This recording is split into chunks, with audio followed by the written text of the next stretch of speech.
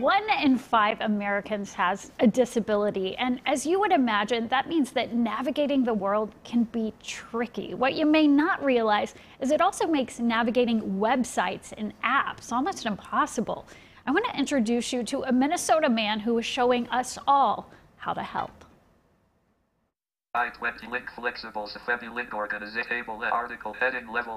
This is how Bello Cipriani reads a website. This is how he writes an email. It's been 16 years since he's actually seen a computer screen.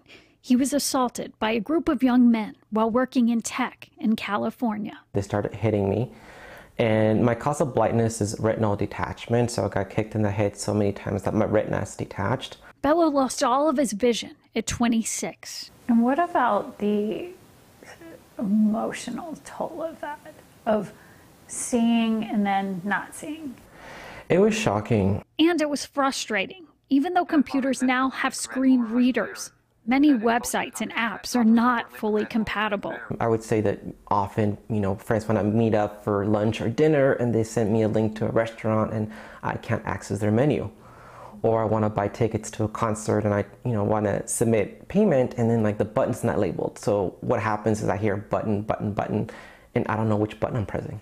So he used his background to help his current situation. He started OLIB, a digital inclusion company, to solve problems like this. Bello says restaurant menus are a good example. Take this one. All you can see are the photos, which show the foods on there. But if you're visually impaired, you can't tell what is actually in those photos. So the solution would be simply to write out text underneath describing what's in the photos. Once you're aware of the barriers, I think it feels like just our responsibility and just kind of human decency to try to eliminate as many barriers as possible. Kathy is a proud customer of OLIB.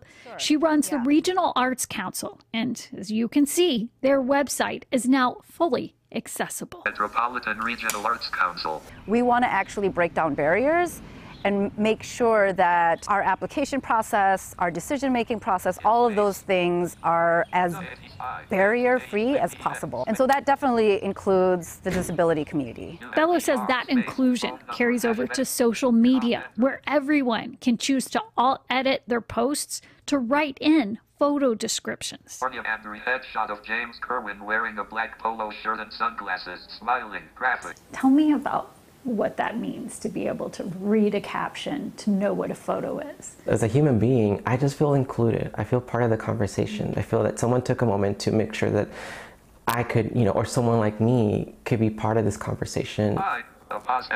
And Bello is most certainly giving us all something to talk about. Now, Bello is also focusing on making podcasts accessible for the hearing impaired.